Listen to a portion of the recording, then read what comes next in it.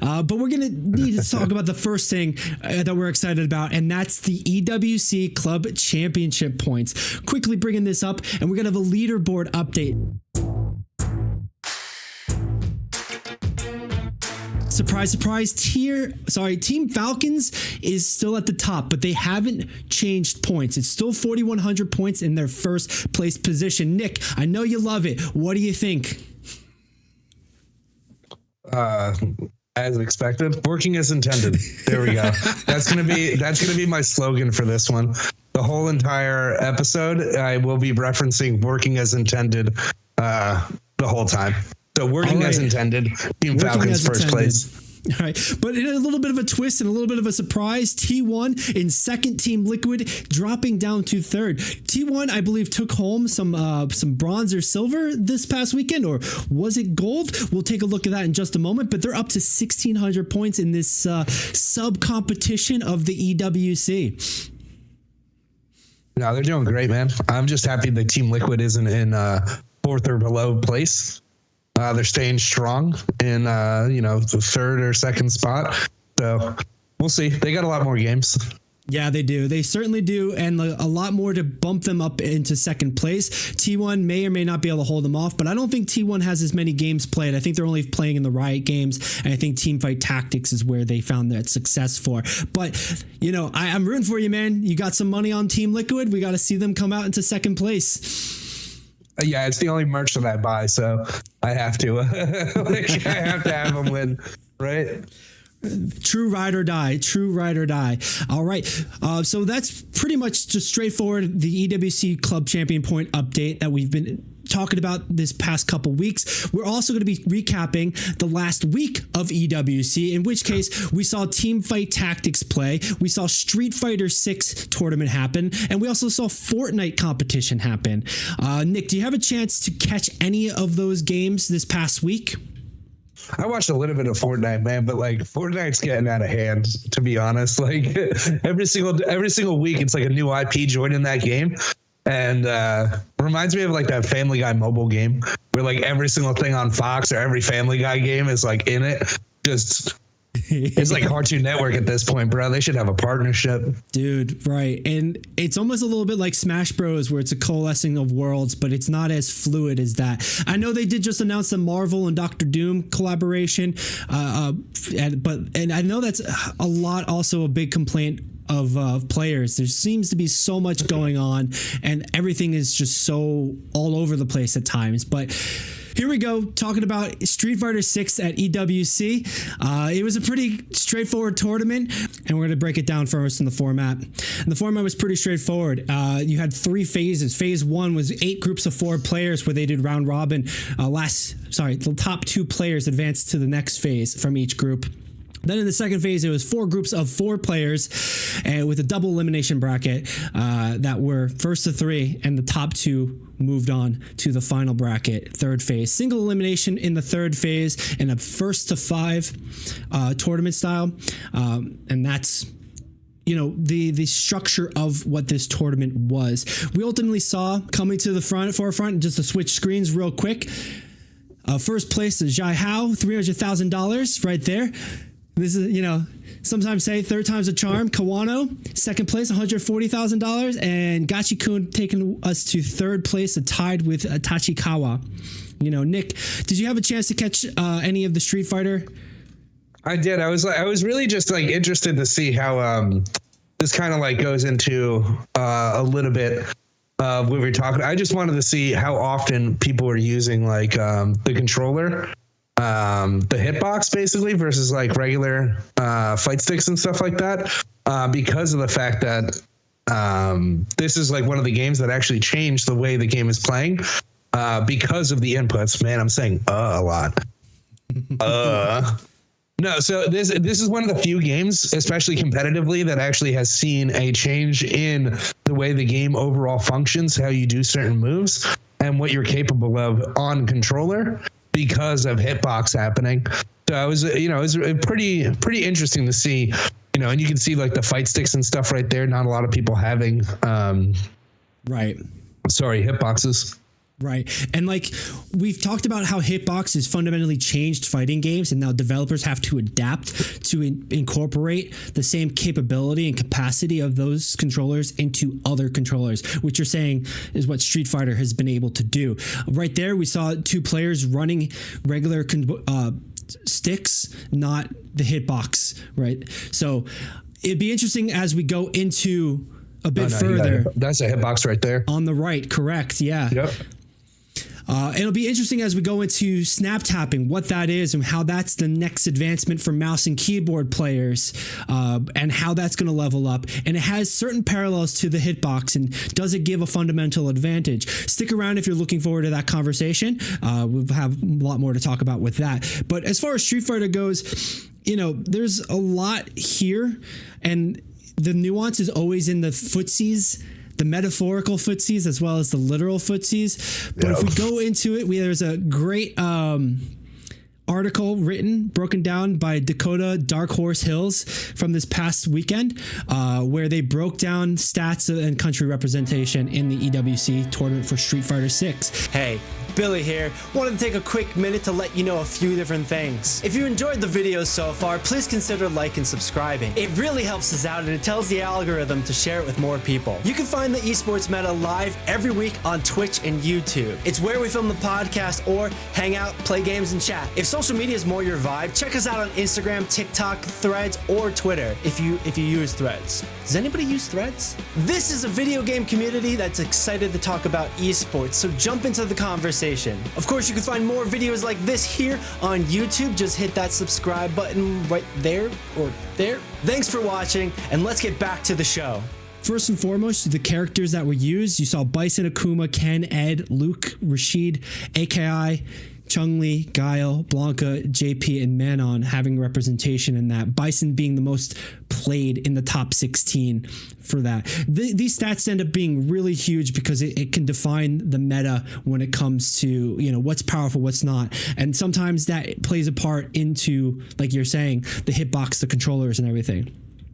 When you zoom out to the top 32, it pretty much stays the same, except you saw more Cammy. You saw DJ, Jury, Zangief, as well as Ed having some numbers. But for the most part, reinforcing what you saw in the first part here. M. Bison taking the predominant lead, where 5 players in the top 32 were playing Bison. You know, Nick, are you familiar with just the sort of power levels and the power rankings with Street Fighter 6 currently? Not for current Street Fighter 6, just because, you know, this game is patched. Right. And they always have like new characters coming out and stuff. There is like usually like a funny thing when like Ryu isn't like decent. Usually the game's in like a weird spot in like the past, but you know, who knows? Like that could be like a little wrong about that with like this. But you know, Ken's there. Like as long as Ken or Ryu are on the tier list. And, you know, it looks like they have a pretty clear, clearly defined meta going into the World Cup just in general. Yeah, there's not a lot of shakeups, but I know Street Fighter 6 has been infamous. The developers have been infamous for being a little wishy-washy when it comes to their patch notes, being a little I'm trying to put this politely, but just generally uncertain of how to control their game, how to steer their game with the control, like the patch notes. And players have vocalized a lot of complaints when it comes to stuff like that, where, you know, some characters being overpowered and they don't see it, they kind of buffed around it. You know, I don't think any game has a perfect patch cadence of balance, but at the same regards, like I know that Capcom and Street Fighter 6 struggles where the player base is like visibly upset, and I don't think it totally showed here because of the world population that was competing here. I think they kind of just take to the meta and then they just play the best thing that possibly can to get them the gold, and it seems the case here. M. Bison, best thing you could play because you had 5 people trying to play it. That's right. Bison just to like reckon it. But I mean, you know, like Akuma's up there and stuff like that. Games, you know, people are allowed to be upset about not having like proper patch notes and stuff like that. Like you're allowed to be upset. Should you be upset? Probably not. Like fighting games in general, I'll be completely honest with you. Even the best players I'll say this right now. Even the best, it's been Smash Brothers Melee is a pretty good example of you don't know probably what you're talking about because the game gets patched so often. And like you look at like the patch notes and everything like that. Super Smash Brothers Melee, best character, Jigglypuff. Was it Jigglypuff the whole time? Yeah. No. Did anybody know it was Jigglypuff? Hell no. Like that's it. And it's a play style. It's the way you play and everything like that. But it's the best character in the game. Like, it was also like character data. When the game came out, people didn't dive that deep. They did, and you could see it on like these obscure forums, but they really didn't look at the exact numbers. Whereas over time, I think they were able to see that Puff's hitbox and hurtbox severely changed, dramatically altered, and that informed a play strategy against the Marths, against even like Yoshi's coming in at one point, or the Pikachu meta with Smash Melee. So like, you're right. I think the patch notes and the cadence can really drastically change, and sometimes people are just talking about it, but sometimes you just pick a thing, you stick to it, and you try to do the best you can with that. And I think that's a lot of what's happening with modern fighting games. But how many games are going to stick around 20 years where you're going to discover that, oh, Bowser's actually the fastest character in the game kind of stuff, right? Yo, the tech that I have for Bowser. Low-key tech. Continue though. I'll be right back. Give me 1 second. All right. So then looking at the Esports World Cup country representation here for Street Fighter 6 tournament, we had a top 32 totally representing. We had 12 from Japan. We had 6 from the US, 4 from China, 2 from the UAE, 2 from South Korea, 2 from Hong Kong, 1 from the DR, Dominican Republic, 1 from the United Kingdom, 1 from Taiwan, and 1 from Norway. So pretty all around in this competition in Radaya. I would almost assume that you'd see a lot more heavier from one region than the other. And you kind of do here with Japan, but I feel like that representation is because of the strength of the player base there. And I think that's something you do naturally see in a fighting game like Street Fighter 6. Moving into the top 16, kind of reducing it down, Japan has a big representation too. Only 3 people didn't make it into the top 16 for Japan. And then only another 3. So a total of 6 made it into the top 8 from Japan. So big representation from Japan, making it happen as well. The players' strength from that demographic hitting it and just hitting it hard. China and UAE also having some representation, but this seems to be the Japan show absolutely in top 8 here. I do believe that the player from I do believe the player from China ended up taking first place with this as well. So good to see an entry point of a lot of different countries from all over hitting the top 32, even the top 16. But then you could see where the powerhouse players are really coming from in this game, and that is Japan, first and foremost. At that point, I'm going to switch us over to the main scene and see if I can bring us to the brackets real quick so we can see how that last day ended up going with that top 8 finishers. So here we go. Let me zoom this in a little bit. All right. So in quarters, we had Angry Bird and Takikawa basically getting run. Angry Bird losing 5-1 in this matchup. We had a bit more of a competitive situation with Kawano versus Ryukichi, making it a 5-4. Ultimately, Kawano taking the lead, bringing it to the semifinals, and then ultimately to the grand finals and facing off against Zhao Hai. I gotta work on my diction here, man. But moving into the third part, another close game. Zhao Hai facing off against Hikaru, moving 5-4. There. And then the final one, Higuchi versus Gachikun. A not a close one, but a 5-1 matchup here, ultimately going the way of Gachikun. Gachikun then facing off against Zhao Hai and losing that. And finally, just a big congratulations to Zhao Hai here, taking first place, running home with a solid $300,000. There we go. You know, and not too shabby of a prize pool for second through eighth, $140,000 for second place, and then $75K for third, fourth, $45,000 for fifth through eighth. pretty solid tournament overall. A lot of different representation, but like you can still see that the powerhouse of this game is coming from Japan, likely because of fan base and the player base and the community there. But you know, it's good to see how this being played at a stage of this international like Radaya and just Esports World Cup overall. I would ask my guy Nick here for some extra thoughts, but he's still occupied. So rather than doing that, we're going to swap screens so I can get us ready for our next story, in which case we're going to actually go into Fortnite. And overall, Fortnite is, like we're saying, one of those games where it's a lot. It can be a lot, and you know, you kind of focus on playing it, taking a little bit at a time. So we're going to break down the format here at EWC Fortnite. In the group stage, it started with 16 teams divided into 4 groups, and there was best of 5 matches. Top 2 teams from each group were advancing to the playoffs, and then the final 2 days, the playoffs were single elimination, a best of 7. So the first team to win 4 in each match won and moved on. Gonna just throw us right into the prize pool here, and a big congratulations to XSET for winning first place, pulling home a $400,000 prize and bringing 1,000 club points to their organization, XSET.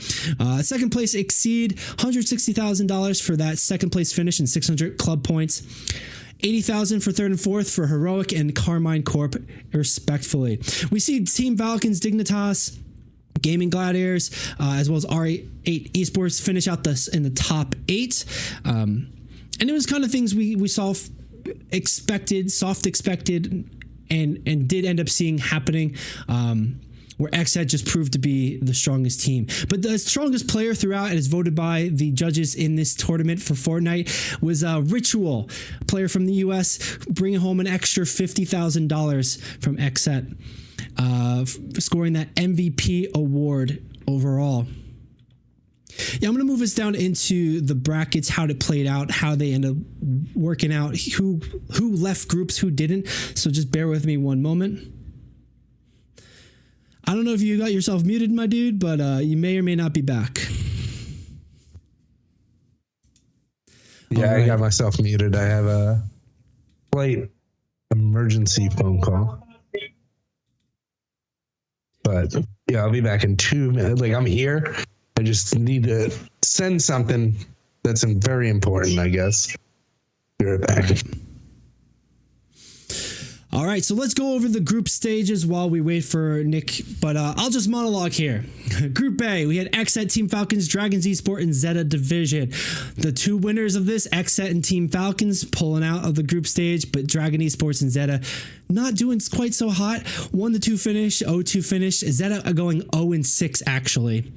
Unlucky for Zeta. Group B, we had Exceed and Gaming Gladiators pull out the wins in a fairly close match, it looks like, with PWR, Power, and Alula going 0-2 and getting knocked out of that Group B. For Group C, Carmine Corp and R8 Esports, that we know going on to finish in top 8. They end up kicking out KS7 as well as Fnatic. Fnatic not really having a strong showing, but still taking 1 round in a 1-6 finish, 0-2 overall in their matches. Heroic and Dignitas pulling out of Group D, while Big and W7M Esports not doing so hot and getting knocked out of their Group D. Bringing us down into the playoff bracket, we had the matches set. XSET going against Gaming Gladiators, in fact 4-0ing them in a pretty definitive set. In fact, XSET going through the entire bracket, definitively showing that they were the best. XSET over Heroic 4-1. XSET over Exceed 4-2. It doesn't seem like anybody could get more than a map or 2 off of these guys, and it paid off for them, literally. But looking at some of the other teams who gave it their shot, Heroic over R8 Esports 4-2, Exceed over Team Falcons, and Carmine Corp over Dignitas. That was rounding out our quarterfinals, and then bringing us home in this semifinals. Exceed over Carmine Corp to set up the grand final, where Exceed lost to XSET 4-2. I'm going to just bring us over into the championship picture right here. And you can see XSET, you know, a little bit muted, but happy to win this $400,000, getting the Hoistat trophy over their heads, bringing it home for this Fortnite team, for this tournament, for a great showing of Fortnite. And like, generally speaking, Fortnite can tend to be a bit hectic, a bit chaotic. So like those long-term tournaments, it's hard to have that sustainability and be dominant like that. And these guys were able to show that teamwork and make that happen. I believe that wraps it up for Fortnite here and their time at the EWC. At this point, we're going to look ahead to week 7 of the EWC, what to watch it, when to watch it. All right, so I'm going to bring us over to the schedule for this week, and we've got 3 games happening at the EWC this week and weekend. StarCraft 2 might be the most prominent one, definitely one of the most historic games. Our elder statesman for this part of the Esports World Cup. We've got Call of Duty Modern Warfare 3 happening as well. That's kicking off on Thursday, the 14th. StarCraft kicking off tomorrow, the 13th. Then we've also got Football Club 24, formerly FIFA, but now soccer is taking a new name with EA. Football Club 24 is kicking off as well on Thursday. Let's break this down into the format and expectation of these 3 games really quick, where to watch it, how to watch it. Well, first and foremost, it's going to be watched on YouTube through the EWC, and beyond that, you can take a look at the teams playing here. Hectic day here at the Esports Meta, trying to get through. But let's take a look at Football Club. It's going to be one-on-one matches, tournament styles, Group A, Group B, with a resurrection group from getting knocked out in your group stage, bringing us into a bracket-style tournament here this weekend. Lots to look forward with that one.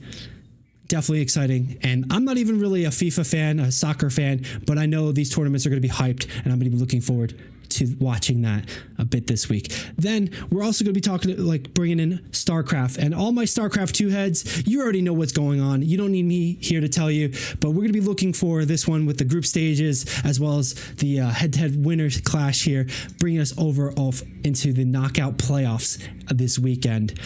We got teams like Maru, Spirit, Oliviera, Bayun, Gumio, Asteria, Hero Marine, and Dark in Group A. Then we've got Cyril, Coffee, Hero, Solar, Cure, Raynor, Classic, and Clem, bringing us up into Group B. It's a big deal, and we're going to see how this plays out because there's been a lot of shakeup in the meta where I believe Scarlet was making moves, making things happen. All right. And then finally, the last game we have to look forward this week is Modern Warfare 3, Call of Duty. Call of Duty League is bringing it over into Saudi Arabia to Riyadh, and we're going to be seeing that play happen this weekend, starting on Thursday. We've got group stages bring us into elimination and then into playoff knockouts. We got Omit, Brooklyn, Optic Gaming, Carolina Royal Ravens, and Las Vegas Legion in Group A, facing off starting Thursday. Group B, Vancouver Surge, Cloud9, G2 Esports, as well as Gentle Mates on the Group B side of things. Group C, the Stallions, Boston Breach, Team Heretics, and Toronto Ultra competing to reign supreme in Group C. And then Group D, 100 Thieves, Lore Gaming, Team Falcons, and Atlanta FaZe. Now, there's some teams here that'll be vying for points, hopefully pushing out, Team Falcons being one of them. But ultimately, if you can get the club champion points, it's great. Beyond that, you're just looking to make it to the playoff bracket and not get knocked out. Get as far as you can because that prize pool is going to be sick. We're talking $600,000 for first place, which is a pretty hefty prize comparative to some of the other games competing in the EWC overall. So that's wrapping up here with the EWC, what to look forward to this week and everything occurring on stream. Take a look at it. Let us know what you're excited about, what you want to be looking out for. I'll be letting you know what I'm looking out for as we're watching along this weekend, and definitely talking about it next week a little bit.